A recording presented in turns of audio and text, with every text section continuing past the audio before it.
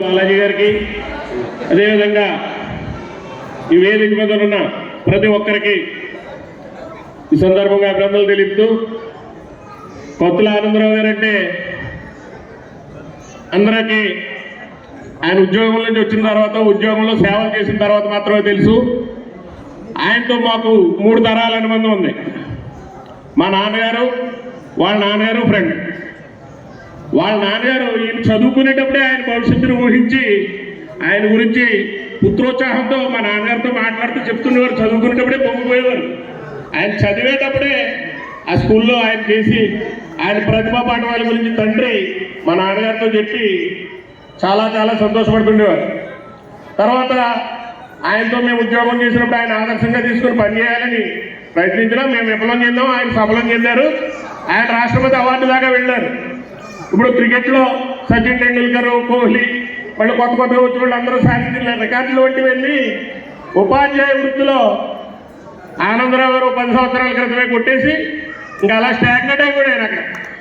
అదేవిధంగా ఆయన ఎక్కడ పనిచేస్తే అక్కడ వెళ్ళేటప్పటికి స్కూల్లో ఈయన ఏకోపాధ్యాయుడిగా వెళ్ళడం, అక్కడేమో పిల్లలు తక్కువ ఉంటే పేరెంట్స్తో పోరాడి పబ్లిక్తో మొత్తం ఉపాధ్యాయులు కూడా తీసుకుని వెళ్ళి మరి అక్కడ ఉన్న రాజకీయ నాయకుల్ని అందరినీ మోటివేట్ చేసి తిరిగి వచ్చేటప్పటికి విద్యార్థులతోనూ ఉపాధ్యాయులతోనూ కిటకిటలాడేలాగా చేసేవాడంలో ఏ విధమైన సందేహం లేదు.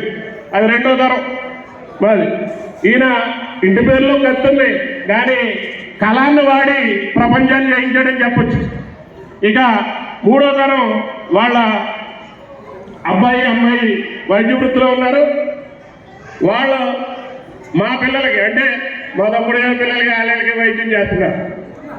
ఈ వీరు కుటుంబంలోనే వీళ్ళ అమ్మగారు ఉన్నారు. ఆవిడ దైవజనురాలు. ప్రతి ఒక్కళ్ళ కోసం, క్షేమం కోసం ప్రార్థన చేస్తూ ఉంటారు.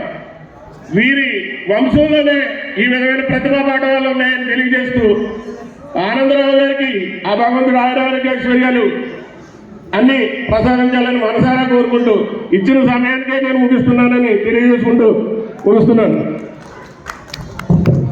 థ్యాంక్ యూ సార్, చాలా చక్కటి విషయాలు తెలియజేశారు. మరి చిన్నలంక పూర్వ విద్యార్థి CH Sirisha madam software engineer ఆవిడ్ని మాట్లాడవలసిందిగా కోరుతూ